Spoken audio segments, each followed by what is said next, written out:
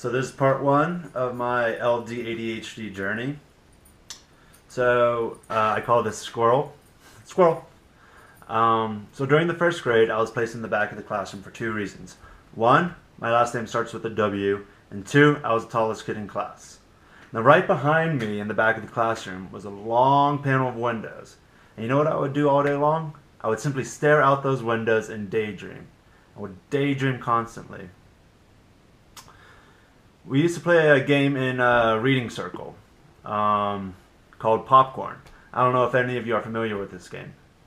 Pretty much it was a horrendous game for any kid who has any sort of attention issues, because pretty much the teacher will call out on students at random to pick up the reading.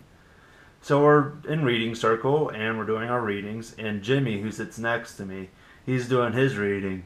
And while Jimmy is reading his section, you know what I'm doing? I'm staring out those windows watching a squirrel take acorns up and down a tree. Because watching that squirrel was way more intriguing to me than whatever Jimmy was talking about. And all of a sudden, Jimmy stops talking. And my teacher calls out, "All right, David, it's your turn to start reading." And I just gave my teacher this big old blank stare, because I had no idea where we were in our reading. And you know what? That was pretty much my entire first year of first grade. I was pretty much lost. So my mom, who's a nurse and my biggest ally, she started noticing that I was struggling with my reading, with my attention issues in school. And my mom noticed this, not my teacher. So my mom and dad, they both took me to see my pediatrician to get some diagnosis of why I was struggling in the classroom.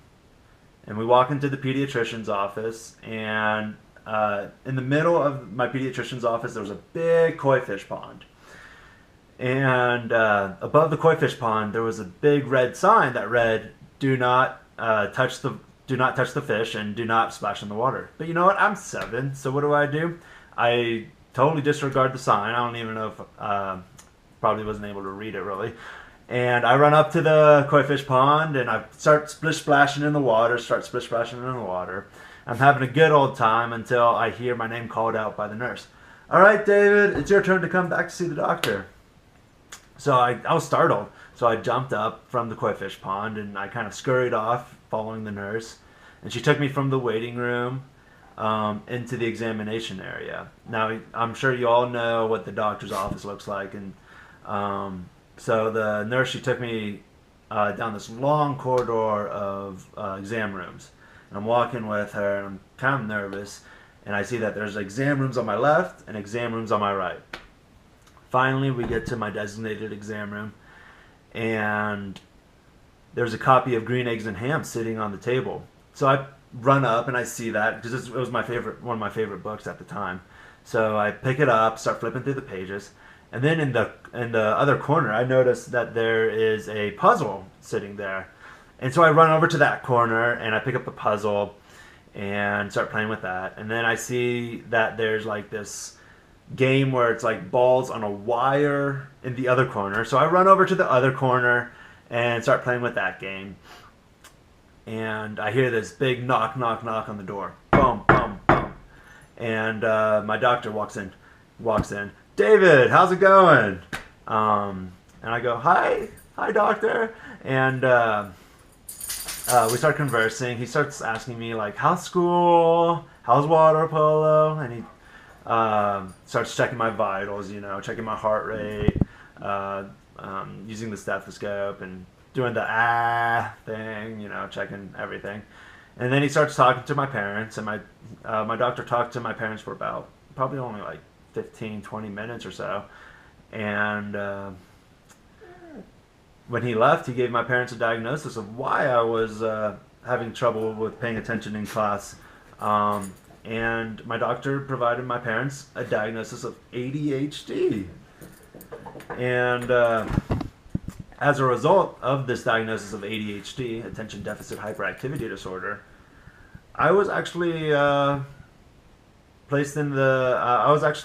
back for another year. Now, when I heard that I was going to be held back for another year, I was nervous. I was petrified. I didn't want to be held back for another year.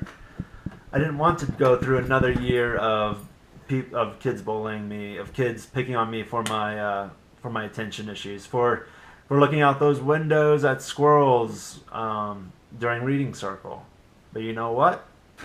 Rather than bully me and pick on me for my attention issues, this new wave of first graders, they embrace me. They love me for me. They love the fact that if I see a squirrel run by, I will literally like just say squirrel and like lose all focus and attention. Like, and with that new wave of first graders, you know what? I'm going on about 20 years of friendship now with those first graders, and I wouldn't replace them for the world. So I hope you guys enjoyed that. That's my first part of my ADHD journey. That was how I was diagnosed with ADHD. So stay tuned for more. Thanks, guys.